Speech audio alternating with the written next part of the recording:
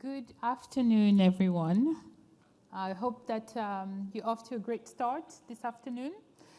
It's my pleasure really to welcome a wonderful panel. And we're going to talk about infrastructure, but we're going to talk about it a bit differently. We're going to talk about what it's enabling, mainly industrialization. And so we're going to have four wonderful panelists who really represent the entirety of the value chain, from capital providers, from risk credit enhancements, and from developers all the way to investors, to be able to tell us how they are enabling industrialization on the continent. So I would like to first welcome, in no particular order, but I would like to welcome Dan Miller from InfraCredit to come and join us.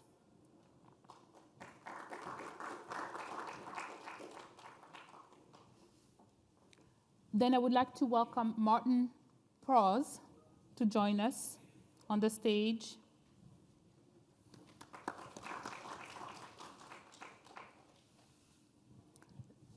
Then I would like to welcome Geoffrey, if you can please come and join us. And last but not least, we'll go see if you can come and join us, please, from DBSA. Okay, so the way we're going to talk about this is really to understand how infrastructure is enabling industrialization. How does that create the infrastructure that is needed, the logistic, the supply chain that is needed? How do the capital come, and how do we really incentivize investors to come in, particularly given the risk that is often perceived when it comes to investing on the continent? So I will start with, I would actually start with you, of course, from DBSA. So we know DBSA has been providing capital, long-term capital on the continent. You're mobilizing both public and private capital, managing a large pool of assets. How do you ensure that the capital that you raise is actually funneling into fostering industrialization on the continent? Thank you very much, and good afternoon, everyone. My name is Vukosi, as I've been introduced, and it is such a pleasure to be here today to discuss the African infrastructure imperative. I think to start with, I would like to mention a fact that infrastructure, it is the foundation upon which industrialization is actually built upon. So when we talk about the roads networks, the energy networks, the water, the digital connectivity and everything, and those are the sectors which as the DBSA we actually play in. We do not look at those merely as physical assets, but we look at those as enablers and catalysts through which industrial growth in the continent can actually be attained. So I'm responsible for mobilizing funding, which we then channel into infrastructure in the continent. We mobilize this funding, of course, through various instruments, including syndication bonds, green bonds, sustainable bonds, and so forth and so on. However, in terms of our play to ensure that whatever we are mobilizing promote the industrial transformation that we are looking at in the continent, is that we do not look at project through a lens of only financial viability. To us, what is important as we actually fund this project, it is also an issue of making sure that we promote manufacturing, we promote trades. We also look at the issue of skill development, logistics, and so forth, because we believe that those are the actual backbone of industrialization in Africa. Mm-hmm. Thank you very much. When you're actually looking at those kinds of projects, how do you ensure that it was going to have the impact that you are trying to achieve? What are some of the Yeah, so there are various ways through which we ensure additionality and impact in everything that we are funding. And from a DBSA point of view, we do not only finance and we stay away, but we also follow our money. And as part of our assessment, there are various metrics, of course, which are very important for us as we channel our funds into these various projects. So we become part of the project because our play in the infrastructure finance value chains does not only include the financing part of it, but then we prepare, number one. So we get involved from a very early stage, and as a DFI, it is our responsibility often to actually take the early stage risk. So from a preparation, we also have another division, which we call the Infrastructure Delivery Division. This is a division that also plays a role when it comes to building and maintaining. So this is a division that is comprised mainly of project managers and engineers. So as we roll out this infrastructure, we are also physically present in the ground. So by that, we're actually ensuring that the fund that we raise internationally and locally through various instruments get into those projects and have the impact, the desired impact that we actually want to see. Like I said, at the end of the day, we believe that infrastructure remains the only catalyst and the only foundation through which African industrialization can be built upon. Awesome. Okay. Daniel, I'm coming to you because AFDB is publicizing all these numbers, 150 billion in terms of financing gap. We do know that international capital that has dominated building infrastructure on the continent is no longer sufficient. You've been at InfraCredit doing a fantastic job trailblazing and really mobilizing local financing for infrastructure. Can you please tell us about some of the innovation and what has enabled you to do that and how that's also impacting industrialization? Right. Thank you, Rachel. Again, I'm Daniel Miller, Chief Operating Officer of InfraCredit. That's Infrastructure Credit Guarantee Company in Nigeria. We've been providing credit enhancement for long-term local currency bond issuances for infrastructure projects in Nigeria for the last 8 years. And really, our role is in backing power, backing logistics, backing anything from telecom towers to solar mini-grids and free zones, is really to enable access to a tenor of financing that in local currency that didn't exist. And so we guaranteed the first 10-year corporate infrastructure bond in our first year of operation. That was 2017. The first 15-year instrument, which was also Nigeria's first corporate green bond in 2019, and then first 20-year corporate infrastructure bond by the Lagos Free Zone Company in 2021. In terms of power and logistics, 8 of our guarantees that we've issued have been to power companies. So anything from a 600 megawatt hydropower plant that was able to refinance their dollar debt into local currency and push their tenor out to 15 years, to 2 embedded power plants that basically IPPs that have a little distribution network, 3 solar mini grids, and another off-grid IPP. So 8 companies in the power space have been able to issue at tenors from anything from 7 years to 15. And the logistics space, we've backed 2 haulage companies, 1 toll road. This was a PPP project in one of the states, Ekiti State, a 20-year debt instrument that we've provided 100% guarantee on. Who's providing the debt? That is the local pension community. So Nigeria had privatized its pension industry largely in 2004. And they're looking for long-term assets to invest in, and the only thing they find is government treasuries. So on the back of an existing debt capital market, an existing yield curve of government treasuries, we can now back these instruments that are AAA rated. They might not be as liquid as a government bond, but it's the right investment for our institutional investors in the country. And then the fourth logistics is basically the free zone that hosts the Lekki port. That's our single biggest exposure. And again, they needed 20-year financing. You're not going to repay a free zone development in 5 years or 7 years. It's just not going to happen. And anytime you're borrowing in foreign currency, you're running a big risk because, especially in Nigeria, you're earning Naira. Unless you're exporting something, if you're providing local services, you're earning Naira, so your debt should be in Naira. I couldn't agree more. We've spent decades of financing assets with a tremendous mismatch in terms of assets and liability. And it's great that we are now able to reduce that risk, which obviously help projects to be more sustainable. That capital, either from DFIs or from infra credit, now needs to translate into assets. And I think really that's the crust of what we do. And Jeffrey, I'm looking at you because this is exactly what you've been able to do at Agility. Yeah. So I want you to tell us a bit more about what you do and really how you are at the heart of industrialization on the continent. Great, thanks. I'm Jeffrey White. I'm the Chief Executive Officer of Agility for Africa. Agility is a publicly listed company, market cap around about $5 billion US, listed on the ADX in Abu Dhabi. We have three sort of different operational businesses in the group. We're the biggest ground handler in the world. We own a company called Menzies.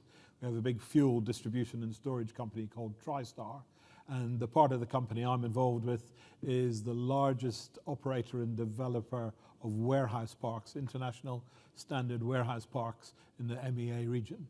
In Africa, specific to today, we started 6 years ago developing warehouse parks. And it's interesting, we're different. There's a lot of master developers in Africa who like to buy a big piece of land and then wait for people to buy bits or develop bits or whatever. We're more committed than that. We've actually got a business plan to build warehouses and then lease them. So we build speculatively at risk. And we do it on scale. So our average site is between 30 and 50 hectares. We buy the land, we deal with all the land issues, which is varied from country to country, but we get absolute sure that we've got tenure. We then start constructing and we build. And the logic of building warehouses that are available to rent is really available to two distinct markets. One is SMEs and supporting local businesses to be able to access international standard, edge, advanced compliant warehousing across the continent. And we've seen about 40%, 30 to 40%, depending on the country, of our customers are SMEs, local companies that want to formalize, want to move into proper infrastructure. And the impact when they move in on the efficiencies of their building is just staggering of their operations, how good it is. The second aspect, so that's 30 to 40%. The 60% is actually foreign direct investment and making the ease of business for multinational businesses to come into the African market simpler, easier, and quicker. The big constraints to businesses coming into the African market, global businesses, are firstly, project execution just takes forever. If you buy a piece of land, somebody else turns up and says, well, it's not their land, they couldn't have sold it to you, it's my land. And you go through all the tenure issues. Secondly, actual project execution in Africa takes a long time. Something that will take me 6 months to build in Dubai will take a year and a bit to build in Africa. So what we've done is say we're going to eliminate those constraints. So for foreign direct investments, we build standard warehouses that people can come and rent. So unlike meeting me and saying, oh, I've got a bit of land, we can build something for you in maybe 3 years. Actually, is a good example. We've got a Scandinavian multinational as a tenant. When we first met them, they had an investment approval from their board to go into the Ghanaian market to sell milk powder. They had a plan to invest $8 million, building a factory, buying a piece of land, establishing it, and their plan was we'll do $8 million and we'll be in the market selling product in 3 years' time. Yeah? They then came to one of our ready-built warehouses. You can see our warehouse on Friday and move in on Monday. I mean, that's the whole philosophy of our thing. So they were able to execute the same business plan in one of our warehouses, and instead of spending $8 million, they executed the whole business plan for $1 million. And instead of spending 3 years to open the Ghanaian market, they were selling product in 6 months. So that's where we think we can make an impact. And if you look at our tenant mix across the countries we're in, and just to summarize, we're in Cairo, in Egypt, we're in Abidjan in Cote d'Ivoire, we're in Accra in Ghana, we're in Lagos, under construction in Lagos in Nigeria, and we're up and operating in Mozambique. We're adding Ethiopia, Morocco, Angola, DRC, Tanzania, and Kenya as sort of progressing projects, and we're expanding what we've already developed. So Cote d'Ivoire's full, we're about to expand it. Ghana's full, we're about to expand it. Mozambique's full, we're about to expand it. And I think what's really interesting, without going on for too long, is the customer mix. So we have about 35% of our customers renting warehousing from us are traditional logistics, distribution centers, storage, and moving goods. 60 to 70% are actually doing added value, whether it be light manufacturing, assembly, packaging, processing, agri-processing and exporting, etc. So by building this crucial little bit of infrastructure, it's not roads, it's not ports, it's not airports, by building warehousing that is easily attainable and immediately available, you reduce the capital for other people to expand and grow their business. You substantially reduce the lead time for them to actually execute projects and expand and grow. And more importantly, you actually just create a center that is fundamental to enabling business and the ease of business to grow across the continent. Absolutely. And just a quick follow-on on that, because I think it's really critical what you're doing.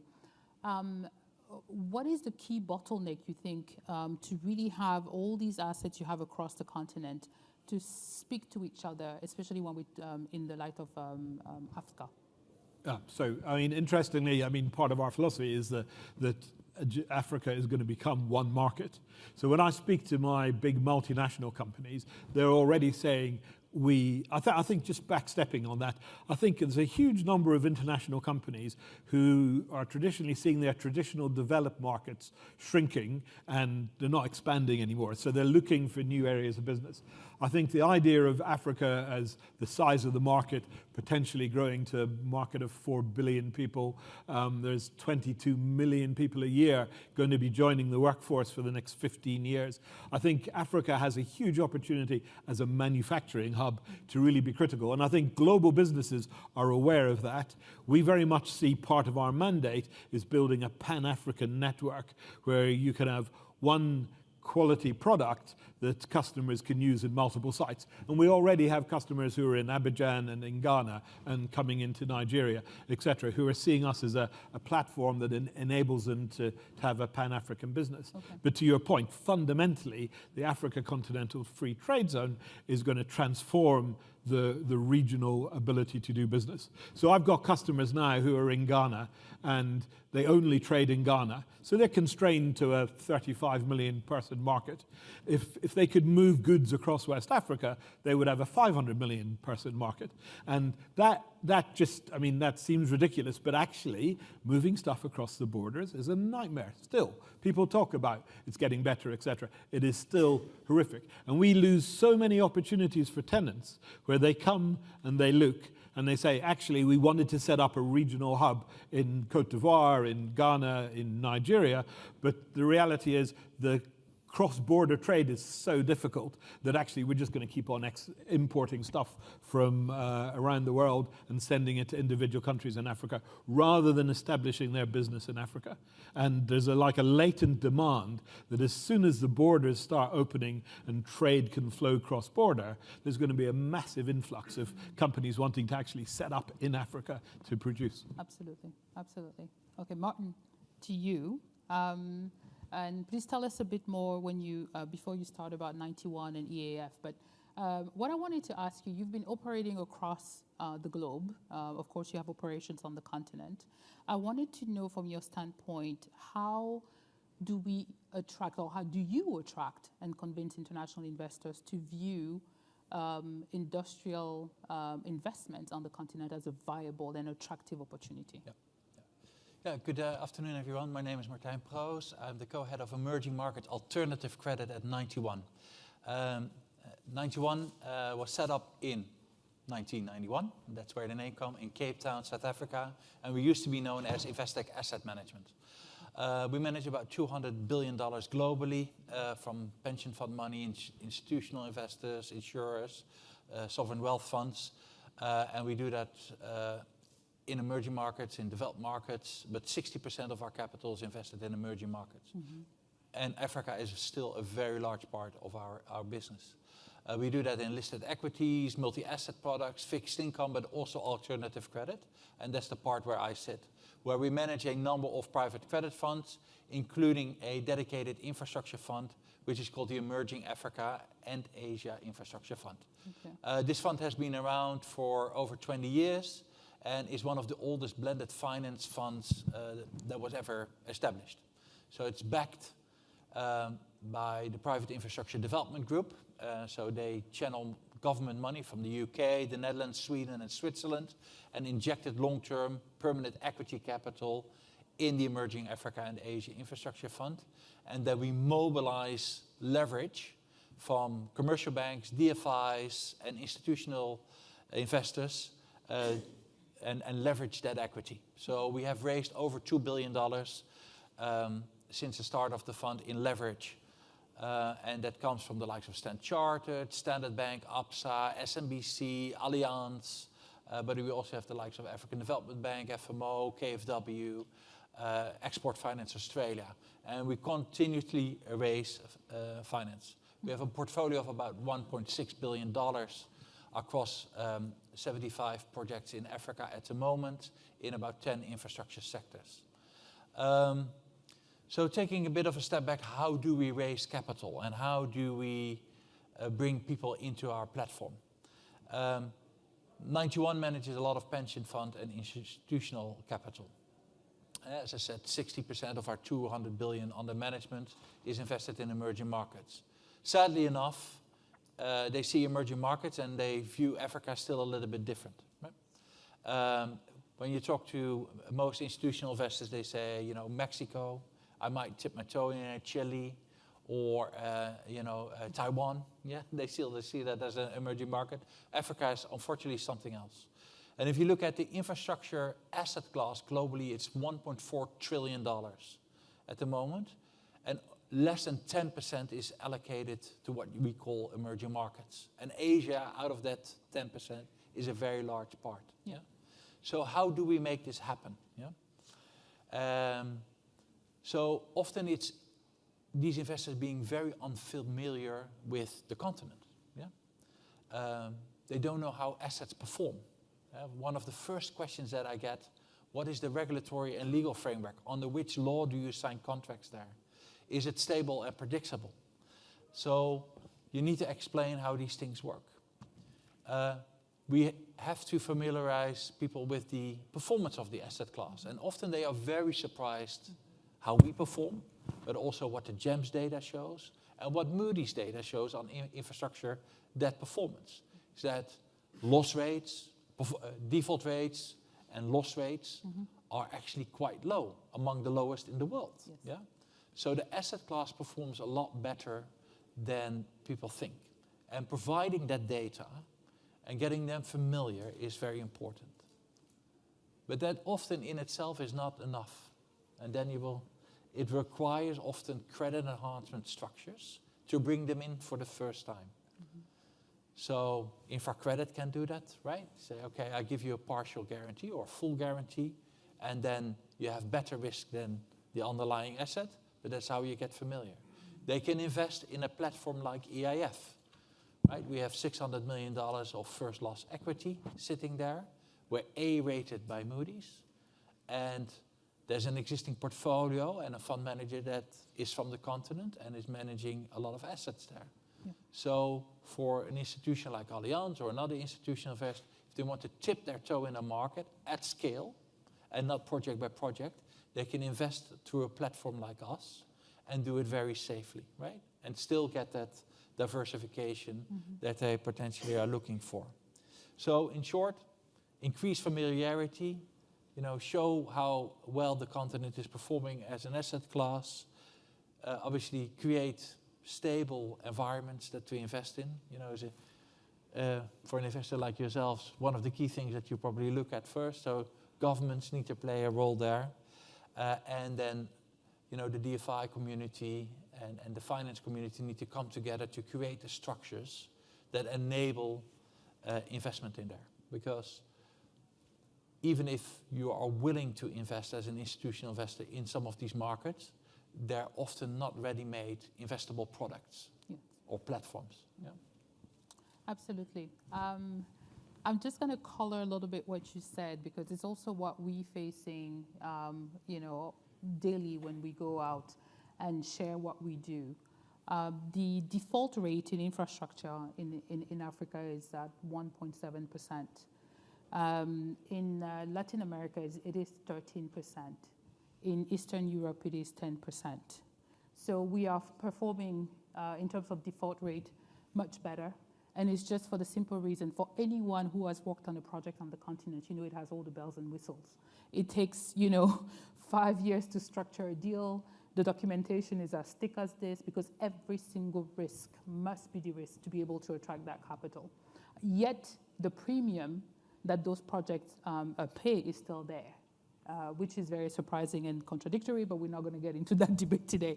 And I think for me, and it leads to the second sort of phase of question that I have, is that we're talking about the dichotomy between the perceived risk and the actual risk. And that perceived risk, for me, in addition, of course, to data, is really the demonstration effect that, institutions like all of you guys on this panel are actually demonstrating that it can be done, and it can be done successfully.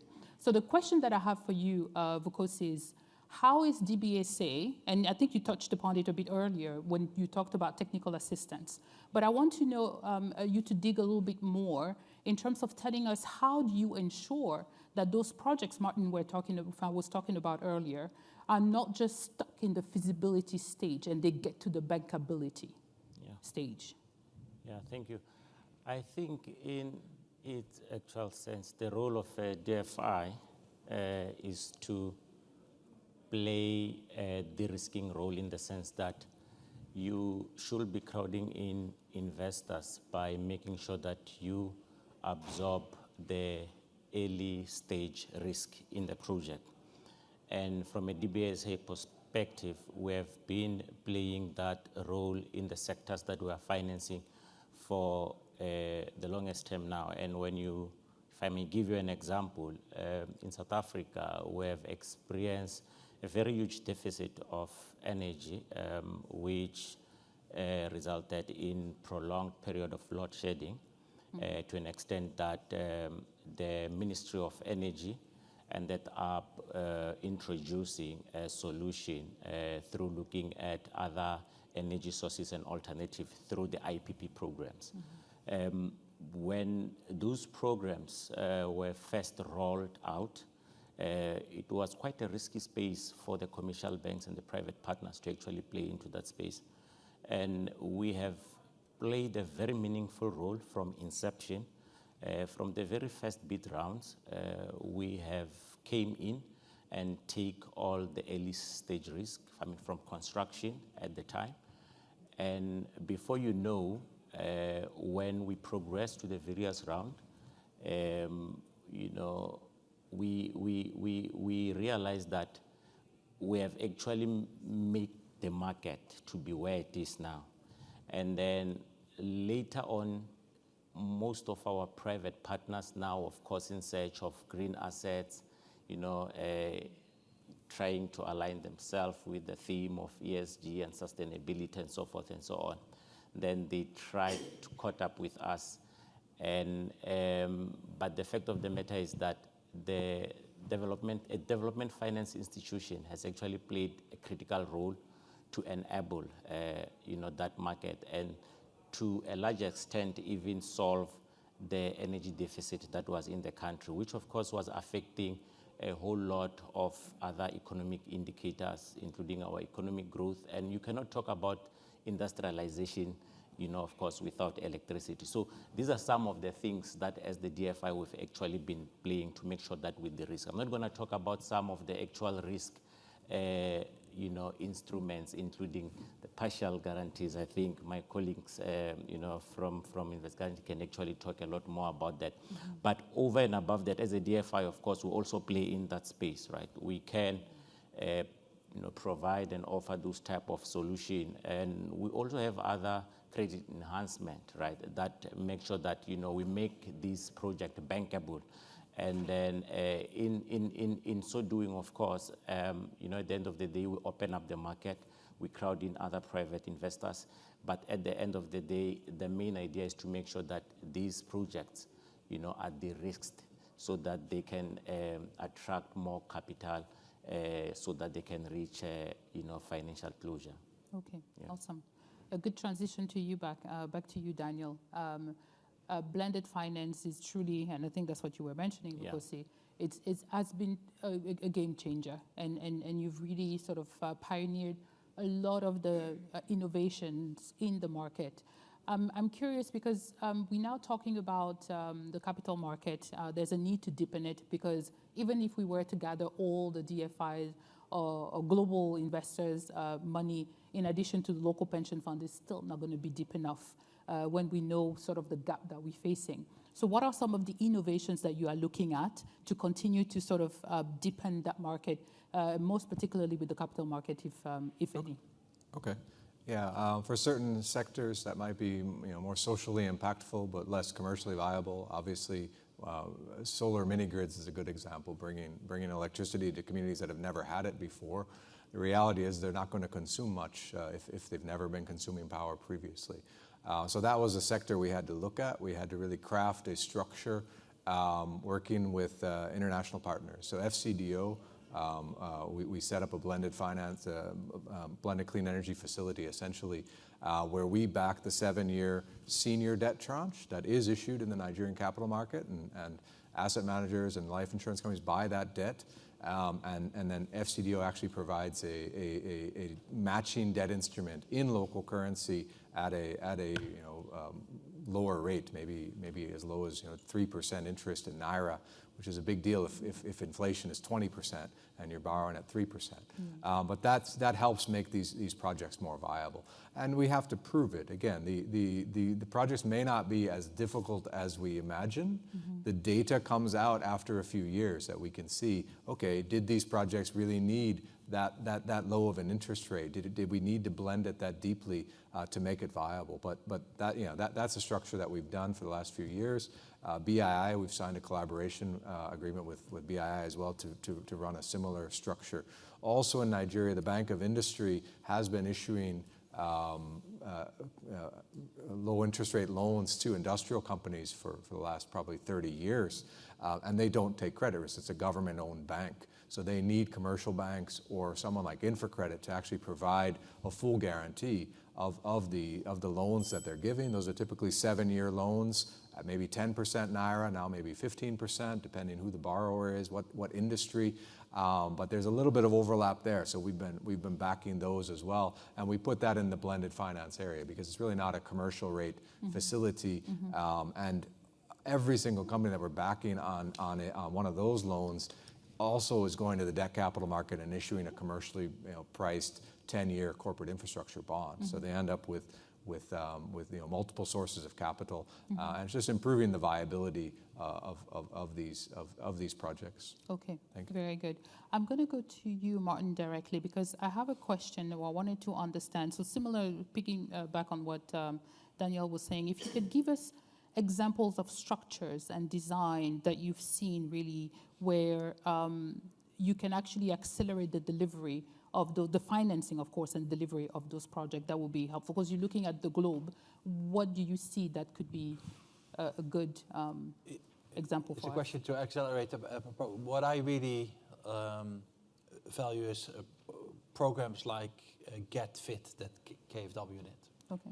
Where there's a lot of project preparation, government involvement, investors or developers involvement, as well as lenders, right?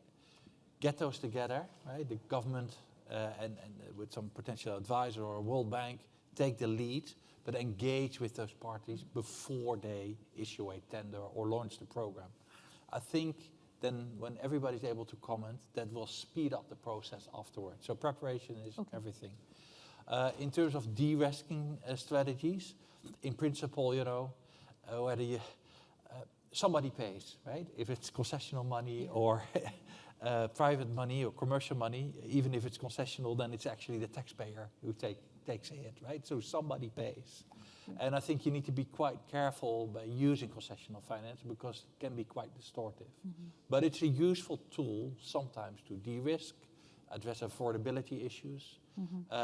We did a water project in Rwanda once, where the water PPP in itself was viable on a commercial basis, but it required a lot of ancillary infrastructure, water pipelines, to connect to the distribution network.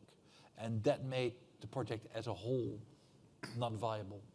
So there was some targeted viability gap funding, some concessional funding to that part in order to make the whole project work. And if it's used for that purpose, I think it's very valuable. Okay, very good. Okay, I have one last question for you, Jeffrey, and I think we've dealt, and I hope that you've got a good sort of understanding as to what's being done on the financing side. But I think for us to catch up on the continent in terms of industrialization, technology plays a huge role.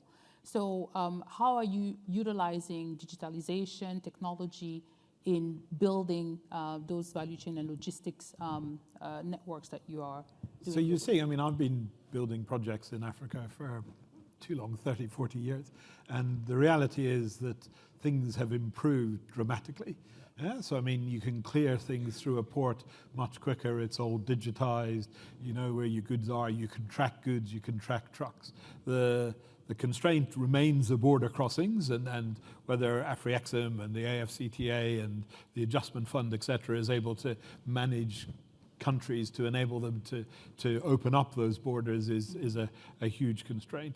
But the actual utilization of data and understanding data is growing logarithmically across the whole continent.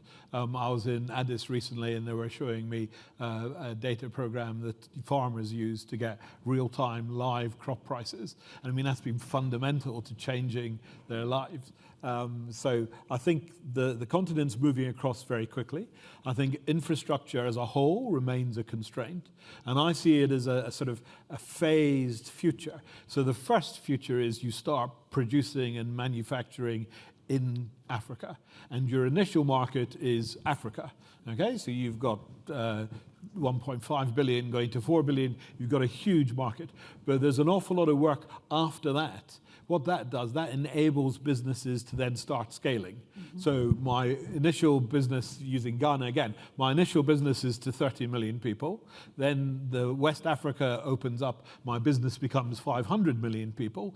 It's only when you get into that sort of scaling that you're able to start producing and manufacturing on a scale that enables you to compete globally. So I think what companies have to do is start off with the African market, become experts in that, and I think you'll see clusters growing up across the continent that are good at specific things. We've got 3 car factories, assembly plants opening in in Ghana now, and they're very clear. They want to export across the whole of West Africa, not just meet the thing. But I think you've got to get power sorted, you've got to get infrastructure sorted, you've got to get digitization of the whole logistics space before you can actually say we're going to compete globally. Yeah. And the reality is still to deliver a container from Mombasa up to Kigali is more than delivering it from Singapore to Mombasa. Until that comes in line and becomes simplified, it's very hard for Africa to become a global manufacturing center. But I think from a regional and African manufacturing center, that's doable within the next sort of 5 years. Absolutely, absolutely. I couldn't have said it honestly. Very good conclusion. For us to stop, and you know, I want to be able to thank Kosi, Jeffrey, Martin, Daniel for being here. I think the takeaways for me is essentially to know that the opportunities are there. Nobody's saying that it's easy. I think we've heard it's not, but the solutions to the issues that the continent still face are there. Should it be credit enhancement? Should it be, you know, capital that is coming to de-risk and structuring? And then we have the developers who are showing that, you know, there's definitely deals to be made to be made on the continent. So thank you very much. I don't know if there's any questions in the panel. I want to allow, do we have a minute? Okay, we have time to take questions. Yes. Thank you. Is it Lazida? Check. My name is Fabian. I am from Ethiopia, Ethiopian American actually. And as you know, there's an incredible, the Grand Renaissance Dam that just was completed and will provide over 5,000 megawatts of power. So I'm from the private sector. It's a different sector from what we're discussing here. But what do you see as a private sector application, business opportunities with this Renaissance Dam in terms of infrastructure opportunities that can be conceptualized? Are you thinking about it? Because these are, your companies are quite large, and is there opportunities that you're seeing in Ethiopia because of this this wonderful dam that just got completed? Thank you. Who wants to take that? Well, we finance in the portfolio that we manage. We have over 35 IPPs, independent power producers. So not specifically about the dam, but generally, if you provide power, right, you allow economies to grow. Without electricity, you can't produce anything. So, in the case of Ethiopia, we have seen investment in special economic zone, data centers, right, faster rollout of data technology, and I would assume if there's more reliable power supplies, that the manufacturing base is more willing to come in, right? Because that's an essential part. Yeah. Yeah, so I would just reiterate that. If I look at our customer mix, one of the things we do in our warehouse parks is the power doesn't go off, the IT doesn't go down. But as a manufacturer, if you end up having to pay to run your power on backup generators for 1 day a week or whatever, your economics go out the window. So fundamental, clear, clean, and reliable power is a basic requirement for industrialization and growing manufacturing. And I think if you look at South Africa, the DBSA, I mean, if you look at the impact it had, the brownouts and the load sharing in South Africa had a huge impact on their manufacturing output. And more importantly, on investor confidence to go in there. Look, I mean, maybe just to close, I think from our side, we do play in the energy space, and also in Ethiopia as well. We do have some exposures there. But one thing that I wanted to add, and especially when it comes to private sector participation in the energy space, the off-taker needs to be very reliable and strong as well, because we do not want to support, some of these projects whereby the off-taker is not there. So it is a country or a market where we are playing in, and quite keen to engage you further post this if there are those opportunities, since there is a mandate alignment with what we do. We do have a continental and regional mandate from a DBSA perspective, so quite keen to look into it. Okay, thank you very much again. Please help me thank the panelists for sharing their knowledge. Thank you so much.